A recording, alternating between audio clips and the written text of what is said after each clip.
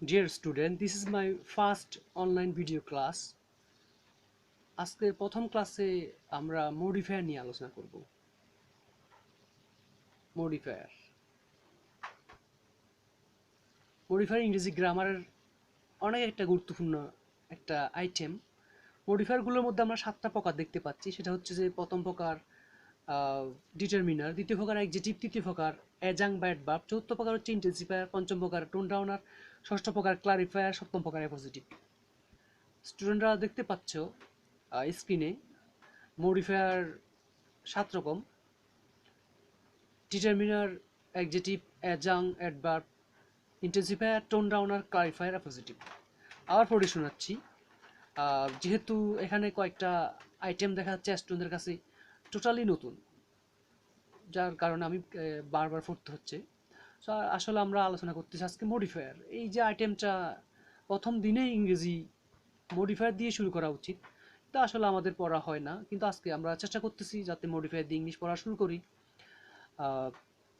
তো মডিফায়ার দেখা যাচ্ছে 7 রকমের। প্রথম প্রকার হচ্ছে ডিটারমিনার, দ্বিতীয় প্রকার হচ্ছে অ্যাডজেক্টিভ, তৃতীয় প্রকার হচ্ছে অ্যাডজাংক্ট বা অ্যাডভার্ব, চতুর্থ প্রকার ইন্টেন্সিফায়ার, পঞ্চম প্রকার টোন ডাউনার, ষষ্ঠ প্রকার ক্লারিফায়ার, সপ্তম প্রকার অ্যাপোজিটিভ। এরপর আমরা যেটা করবো সেটা হচ্ছে যে determiner, adjective, অ্যাডজাংক্ট, intensifier, tone downer, clarifier, এই সমস্ত আইটেমগুলা ক্লিয়ার করার চেষ্টা করব।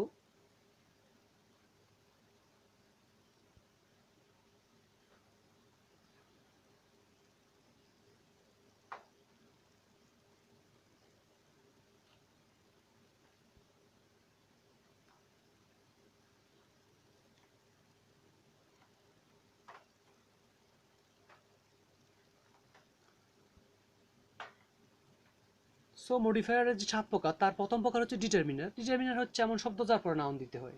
এটা নিয়ে পরে আমরা আরও আলোচনা করব। আজকে আমরা সাদামাঠাভাবে ডিটারমিনার বলতে যেটা বুঝি সেটা হচ্ছে যে এমন শব্দ যার পরে নাউন লিখতে হয়। উদাহরণের মধ্যে দেখা যাচ্ছে সাম স্টুডেন্টস, মাচ মানি। সামের পরে নাউন দেখা যাচ্ছে, সো সাম একটা ডিটারমিনার। মাছ একটা, মাছের পরও দেখা যাচ্ছে নাউন, সুতরাং মাছ একটা ডিটারমিনার। ইন্টারমিডিয়েটে মডিফায়ারের ক্ষেত্রে ডিটারমিনার গুরুত্বপূর্ণ অবদান রাখে।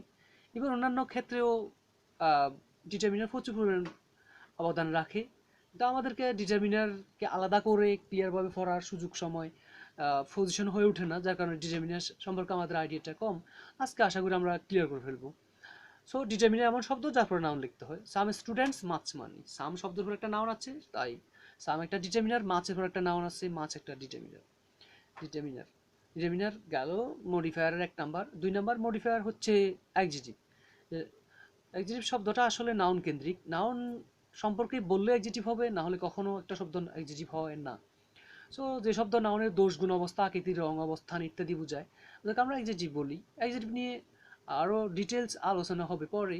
অ্যাডজেক্টিভের অবস্থান কোথায়, অ্যাডজেক্টিভের সাথে কোন কোন ভার্বের কানেকশন আছে, এগুলো নিয়ে পরে আলোচনা হবে। বাট আমাদের কাছকে রুটটা ক্লিয়ার করে নিতে হবে, আর রুটটা শুট করে নিতে হবে। সেটা হচ্ছে গুড বুক। এখানে গুড বুকের মধ্যে গুড শব্দটা যেহেতু নাউন সম্পর্কে বলা হয়েছে, তাই গুড শব্দটা আসলে অ্যাডজেক্টিভ। সাইলেন্ট কিলার, এখানে সাইলেন্ট শব্দটা যেহেতু কিলার নাউন সম্পর্কে বলা হচ্ছে, সাইলেন্ট শব্দটা একটা অ্যাডজেক্টিভ। সো মডিফায়ারের 3 নাম্বার হচ্ছে অ্যাডজাংক্ট বা অ্যাডভার্ব। অ্যাডভার্ব হচ্ছে সেই শব্দ যে শব্দটা নাউনের জন্য ব্যবহার করা হয়। আবার বলতেছি, অ্যাডভার্ব হচ্ছে সেই শব্দ যে শব্দটা নাউনের জন্য না, আসলে ভার্বের জন্য ব্যবহার করা হয়। রহিম ওয়াক স্লোলি, এখানে স্লোলি শব্দটা আসলে ওয়াক ভার্বের জন্য বলা হয়েছে, তাই স্লোলি শব্দটা adverb. He walks at morning, সে সকালে হাঁটে। এখানে সকাল, সকালে শব্দটা, অ্যাট মর্নিং ফ্রেজটা হাঁটে কখন সেটা বোঝানোর জন্য ব্যবহার করা হচ্ছে, তাই অ্যাট মর্নিংটা অ্যাডভার্ব বা অ্যাডজাংক্ট। সো আবার ক্লিয়ার করা হচ্ছে, সেটা হচ্ছে যে অ্যাডজাংক্ট বা অ্যাডভার্ব হচ্ছে যে সেই শব্দ যে শব্দ ভাব সম্পর্কে কোনো তথ্য বা কোনো কিছু বলে থাকে। এরপরে আমরা চলে যাব 3 নাম্বার হচ্ছে, 3 নাম্বার শেষ করলাম মডিফায়ারের। এবার আমরা মডিফায়ারের 4 নাম্বার শেষ করব।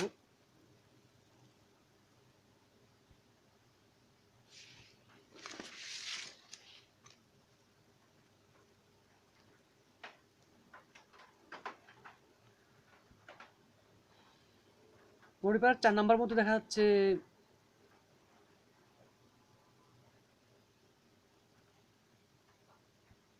মডিফায়ার 4 নাম্বার হচ্ছে যে শব্দ অ্যাডজেক্টিভ বা অ্যাডভার্ব এর ক্ষমতা বৃদ্ধি করে, সেই শব্দকে আমরা ইন্টেন্সিফায়ার বলি।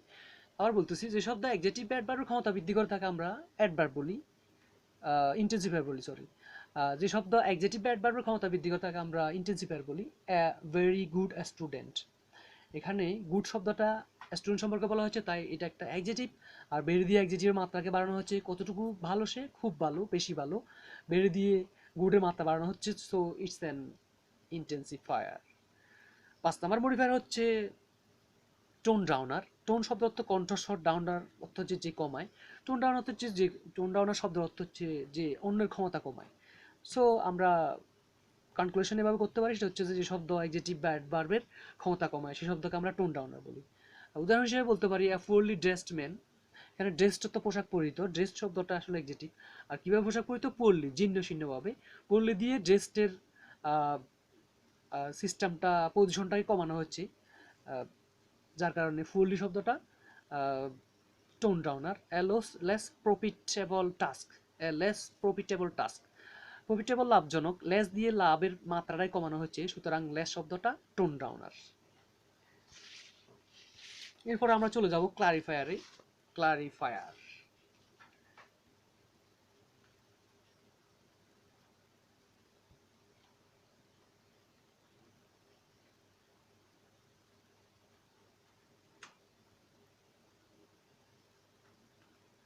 ক্লারিফায়ার ক্লারিফায়ার অর্থ হচ্ছে যে অন্যকে পরিষ্কার করে দেয়। সো এর আগে আমরা যে দুইটা মডিফায়ার পড়ছি, সেটা হচ্ছে যে একটা হচ্ছে ইন্টেন্সিফায়ার, একটা হচ্ছে টোন ডাউনার। ইন্টেন্সিফায়ার যে অ্যাডজেক্টিভ অ্যাডভার্বের মাত্রাকে বাড়ায় তাকে আমরা ইন্টেন্সিফায়ার বলি। আর টোন ডাউনার হচ্ছে অ্যাডজেক্টিভ অ্যাডভার্বের মাত্রাকে কমায়, তাকে আমরা টোন ডাউনার বলি। কিন্তু ইন্টেন্সিফায়ার, টোন ডাউনার, ক্লারিফায়ার তিনটা জিনিস কিন্তু অ্যাডজেক্টিভ অ্যাডভার্ব সম্পর্কেই বলবে, যার কারণে এদেরকে আমরা একটা গোত্রের মধ্যে রাখি, সেটা হচ্ছে যে intensifier, tone downer, clarifier.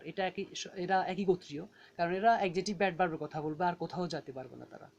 So intensifier adjective অ্যাডভার্বের মাত্রা বাড়ায়, টোন ডাউনার অ্যাডজেক্টিভ অ্যাডভার্বের মাত্রায় কমায়, আর ক্লারিফায়ার অ্যাডজেক্টিভ অ্যাডভার্বের মাত্রায় কমায় না, বাড়ায় না, শুধু অ্যাডজেক্টিভ অ্যাডভার্ব সম্পর্কে কিছু বলে। যেমন অ্যান ইন্ডাস্ট্রিয়ালি ডেভেলপড কান্ট্রি, শিল্পের দিক থেকে উন্নত একটা দেশ। ডেভেলপড এটা অ্যাডজেক্টিভ, আর কোন দিক থেকে উন্নত? ইন্ডাস্ট্রিয়ালি, শিল্পের দিক থেকে। ইন্ডাস্ট্রিয়ালি শব্দটা ডেভেলপ শব্দটাকে কোন দিক থেকে উন্নত সেটা ক্লিয়ার করে দিচ্ছে, যার কারণে এটা একটা ক্লারিফায়ার। 7 নাম্বার মডিফায়ার মধ্যে আমরা দেখতে পাচ্ছি অ্যাপোজিটিভ। অ্যাপোজিটিভ হচ্ছে একটা নাউন ফ্রেজ যেটা আগের নাউন সম্পর্কে কিছু বলে। যেমন রহিম স্টুড ফার্স্ট, রহিম প্রথম হয়েছিল। রহিমকে এ ইয়ং বয়, একটা ছোট ছেলে। এরপরে Bangladesh is going forward fast, Bangladesh খুব দ্রুত সামনে আগাচ্ছে। Bangladesh is going forward fast, Bangladesh দ্রুত সামনে আগাচ্ছে। বাংলাদেশের পরিচয় কি? অ্যান এশিয়ান কান্ট্রি, এশিয়ার একটা দেশ। অ্যান এশিয়ান কান্ট্রি এটা একটা নাউন ফ্রেজ, তবে সেটা বাংলাদেশকে নির্দেশ করতেছে। বাংলাদেশের সম্পর্কে ব্যবহার করা হচ্ছে। অ্যান এশিয়ান কান্ট্রি এটা একটা নাউন ফ্রেজ, এবং নাউন ফ্রেজটা আগের নাউনকে ক্লিয়ার করে দিচ্ছে, বা আগের নাউন সম্পর্কেই এই ফ্রেজটা ব্যবহার করা হচ্ছে। যদি কোনো নাউন ফ্রেজ আগের নাউন সম্পর্কে ব্যবহার করা হয়, তাকে আমরা কি বলি? আমরা অ্যাপোজিটিভ বলি। এই 7 প্রকার হচ্ছে মডিফায়ার।